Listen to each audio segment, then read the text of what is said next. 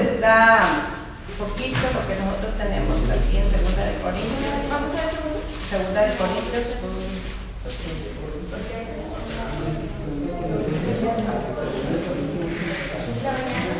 Aquí en Segunda de Corintios nosotros tenemos una de las cartas que Pablo escribe muy personales, porque aquí Pablo defiende su ministerio como apóstol, ya que muchos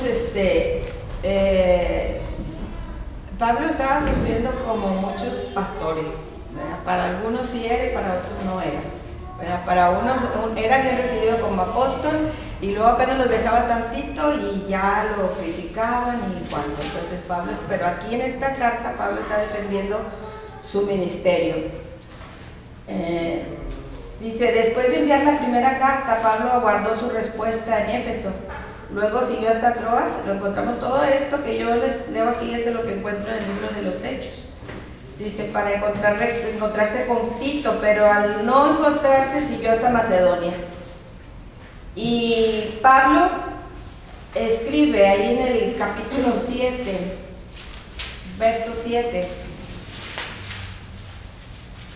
Dice ahí, cuando estaba en Troas, él estaba esperando a Tito, pero Tito se tardó un poquito. Se tardó un poquito y no llegó, entonces él siguió su viaje. Pero aquí en el verso 6 dice, pero Dios que consuela a los humildes nos consoló con la venida de Tito. O sea, Pablo estaba queriendo tener noticias, o sea, se preocupaba por los creyentes de Corinto. Dice, y cuando llegó Tito los consoló, decir, no solo con su venida, sino también con la consolación con que él había sido consolado en cuanto a vosotros, haciéndonos saber vuestro gran afecto, vuestro llanto, vuestra solicitud por mí, de manera que me regocijé aún más.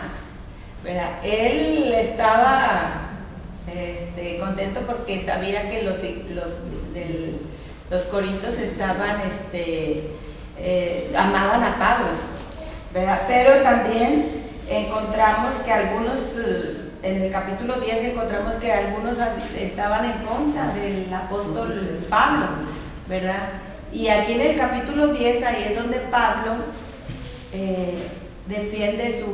abiertamente defiende su ministerio, ¿verdad?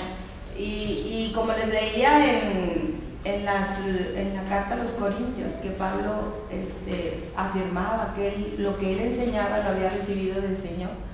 O sea, los apóstoles, había algunos que de repente, ustedes saben que en una ocasión Pablo se enfrentó con Pedro, ¿verdad?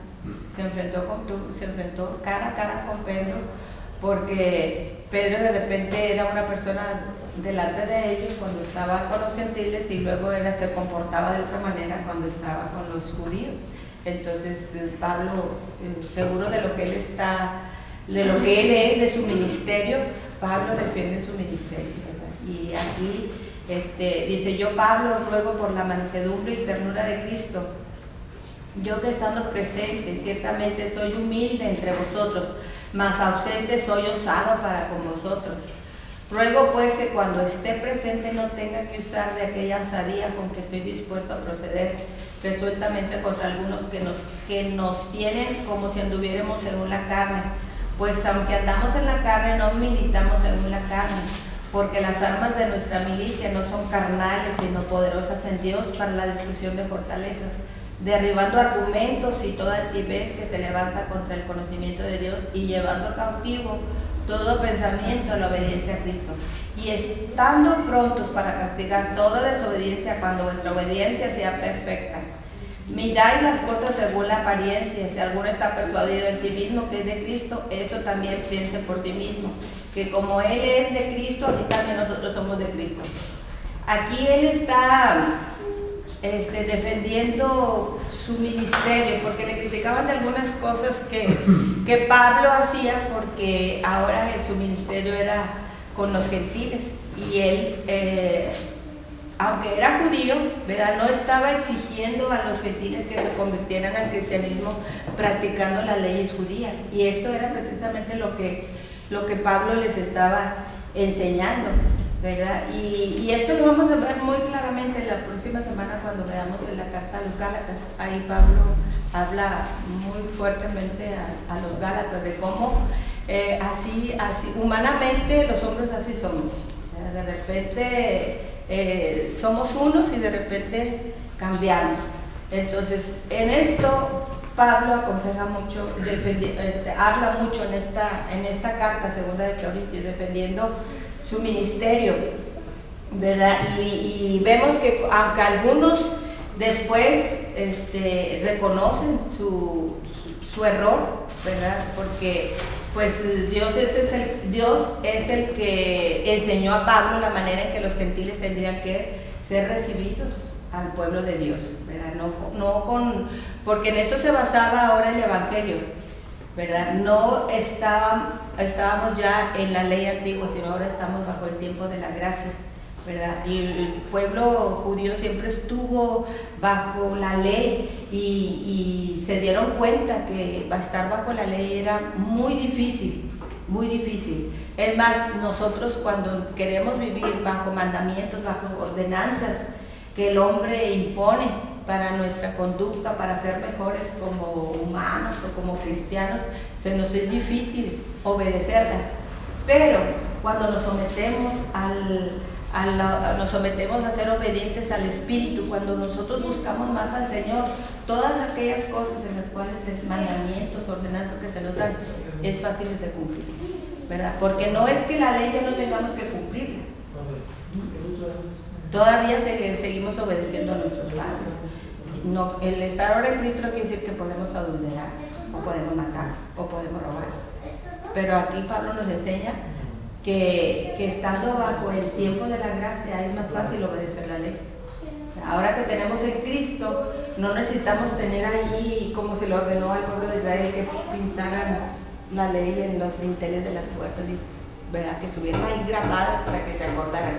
Ahora no, porque ahora están en nuestro corazón. Ahora el Espíritu Santo está en nuestra vida, en el tiempo de gracia. Nosotros a través de la santificación, de la justificación, de la salvación, ya no estamos bajo la ley, estamos bajo la gracia. Pero esa gracia que tiempo de misericordia de parte de Dios para nosotros, ¿verdad? Nos hace que podamos obedecer fácilmente la ley. Porque si yo amo a Dios y amo a mis hermanos, ya no robo, ya no mato. Y no necesito que me esté diciendo, ¿verdad? No matarás, no robarás. Ahora, cuando se nos pega algo que no es de nosotros, el Espíritu Santo nos redarguye, ¿verdad? ¿Quién nos dijo? No nos pescaron o nos llevan allá con la ley. No, aquí el Espíritu Santo, ¿verdad? Nos está redarguyendo. Y en este tiempo era el problema que había, ¿verdad? Que los judíos o la iglesia primitiva, que los primeros cristianos, como ellos eran de la ley, ¿verdad? Ahora criticaban al apóstol Pablo. Pero Pablo defendía su ministerio. Lean estos versículos, estos capítulos de este evangelio y nos van a llevar a entender que nosotros, ustedes y yo, tenemos el privilegio de vivir tiempos preciosos, tiempos de gracia, de misericordia. Pero también esos tiempos de gracia y de misericordia tenemos que vivirlos en santidad, en santidad, porque sin santidad nadie verá al Señor, ¿verdad? No porque sepamos mucho o porque hablemos muy bonito o prediquemos muy bonito, es por la santidad. Por gracia somos salvos, ¿verdad? No por obras, pero la fe es la que habla en nuestra vida. Y la fe hablando son nuestras actitudes, nuestros hechos, lo que hablamos. Es más, aún las cosas que pensamos, ¿verdad? Que nadie las ve, nadie las conoce, pero que a veces nos sentimos mal de haberlas pensado. ¿Y quién nos las hace saber? ¿O quién nos hace sentir mal? Es el Espíritu Santo. Porque el Espíritu Santo todavía está aquí con nosotros y todavía sigue redarguyendo y todavía quiere complementar la obra de santidad de nuestra vida. Entonces lean estos capítulos.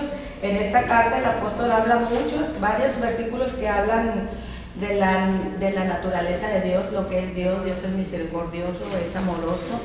También nos habla del nuevo pacto.